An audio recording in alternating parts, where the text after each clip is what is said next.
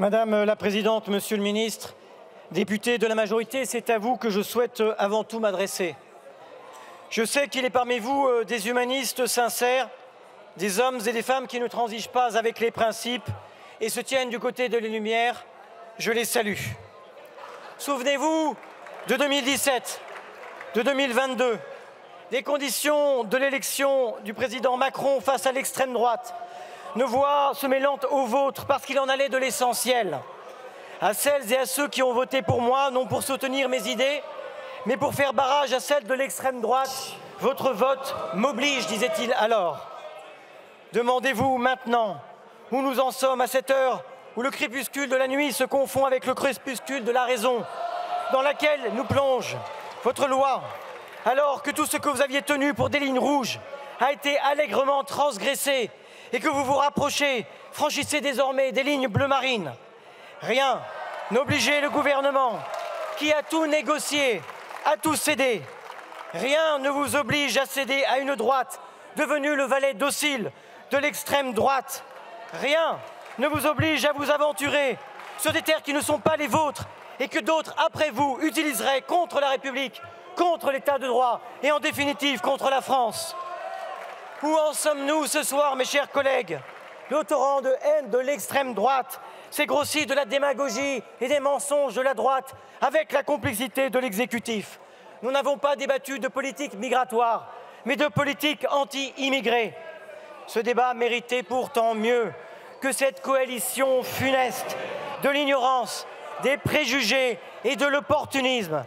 Mes chers collègues de la majorité, ce projet ne tiendra qu'une promesse, le malheur de tous. Où en sommes-nous? La question n'est pas seulement de savoir avec qui vous allez voter, mais plus certainement ce que vous allez voter. Une politique de quotas migratoires, débattue au Parlement comme le voulait François Fillon.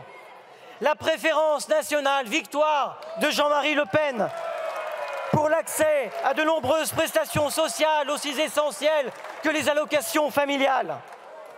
Où en sommes-nous ce soir? Un durcissement des conditions du regroupement familial, un rétrécissement du titre étranger malade, des étudiants étrangers dissuadés de venir par le paiement d'une caution, une atteinte au droit du sol, une régression des régularisations par le travail, le retour de la double peine, de la déchéance de nationalité, le rétablissement du délit de séjour irrégulier, le renforcement des conditions de l'aide au développement, la remise en cause de l'inconditionnalité de l'accueil, la réduction des droits des déboutés du droit d'asile. Et comme si ce ne suffisait pas, demain, la promesse d'une révision de l'AME. Qu'est-ce que cette loi, mes chers collègues? Une mauvaise loi de police des étrangers. C'est le programme du Rassemblement national, la nausée et les mains sales. Nous ne cessons ici, sur tous les bancs, d'entendre parler d'ordre. Mais de quel ordre parle-t-on? Celui de M. Orban, celui de Mme Meloni, celui de Mme Le Pen. Il y a l'ordre qui cache le désordre et qui s'oppose à la justice. Quel ordre, mes chers collègues? L'ordre sanglant qui laisse mourir en Méditerranée, où l'homme se perd lui-même. L'ordre qui prend ses pouvoirs dans la haine où la République s'ignore. Assurément, mes chers collègues, cet ordre n'est pas le nôtre. Cet ordre n'est pas l'ordre de républicains. Et ce n'est pas l'ordre qui renforce la justice. C'est la justice qui donne sa certitude à l'ordre. Voilà, avec Camus, quelle est notre façon de concevoir la chose. Ce texte, enfin, est un grand mensonge fait aux Françaises et aux Français. Il ne réglera rien. Va-t-il permettre de contrôler l'immigration? Y aura-t-il moins d'hommes et de femmes quittant leur pays pour fuir la misère? Moins de passeurs, moins de noyés, moins de migrants arrivés sur nos côtes? Qui peut le croire? Y aura-t-il moins de gens dans les tentes, moins de files d'attente devant les préfectures, moins de contentieux dans les tribunaux administratifs, plus de laissez-passer consulaires et de reconduites? Non. Moins de travailleurs sans papier? Non. Mes chers collègues, nous en sommes là. Vous pouvez laisser à d'autres cette défaite morale, laissez-la au ministre de l'Intérieur, laissez-la à la Première ministre et à leur lâche soulagement. Mesdames et messieurs de la majorité, ce texte est celui d'un gouvernement agissant sous la dictée de la droite et de l'extrême droite. Rien ne vous oblige à les suivre dans le déshonneur. Il y a dans cet hémicycle une majorité pour ajouter de la peur à la peur, de l'indignité à l'indignité, du malheur au malheur.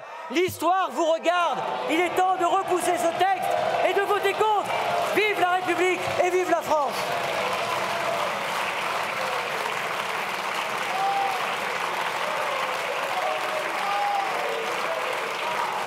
Je vous remercie.